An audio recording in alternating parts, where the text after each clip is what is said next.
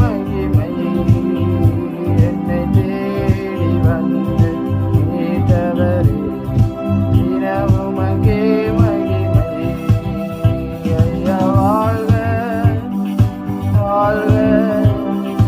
உம் நாமம் வாழ்க ஐயா வாழ்க வாழ்க உம் நாமம் வாழ்க உன்னதத்தில் தேவனுக்கே